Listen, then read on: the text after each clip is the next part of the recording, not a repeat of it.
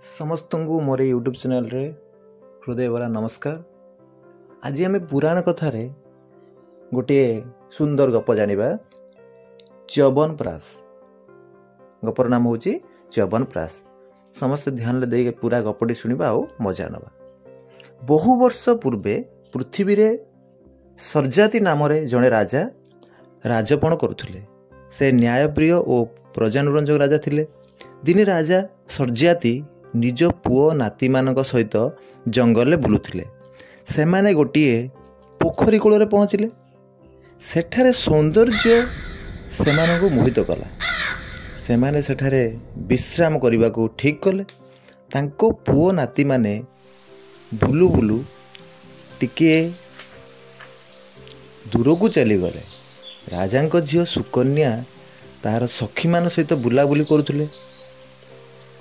हठात तार नजर गोटे माटी कूद उपर पड़ा। सेठारे दुईटी चकचक करुवा छिद्र देखागला। से पाखक जाई ताकू देखी मध्य ताहा कौन बुझी पारिला नहीं। कौतूहल होई से खंडे छोट काठीरे से छिद्र मध्य को फोड़बारे लगिला। हठात से रंध्र मध्यरु रक्त झरिया लगिला। यह देखि भୟରେ सेमानक हाथ पाद कोल मारिगला। सुकन्या दौड़ी जाए राजा पाखरे सब कहला। सर्जाति यह शुणी धड़पड़ हो सेठार पहुँची गले।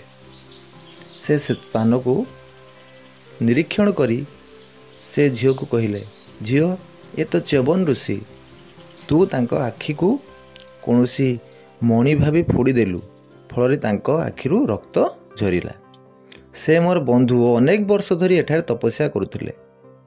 वर्षा पवन जोगु तांकर चारिपटे माटी जमी होइथिला ओ से लुचि जाइथिले। ए कथा सुनी सुकन्यार आखिरु लुह झरीगला।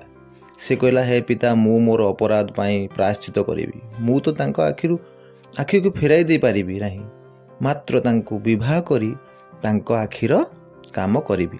एहा न्याय संगत हेबो। एही प्रकार मुनि सेवा कले मोर उपयुक्त प्रायश्चित हो पारिबो। राजा सुकन्या बहुत बुझाइले जे से तो एबे युवती, मात्र च्यवन ऋषि वृद्ध, तांकर विवाह उचित हेबो नाही।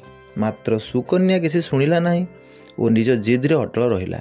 फल राजा बाध्य होई सुकन्यार विवाह ऋषि सहित कराइदेले। देवता माने सुकन्यार त्याग जानी बहुत संतुष्ट हेले और च्यवन ऋषि को गोटे औषध देले।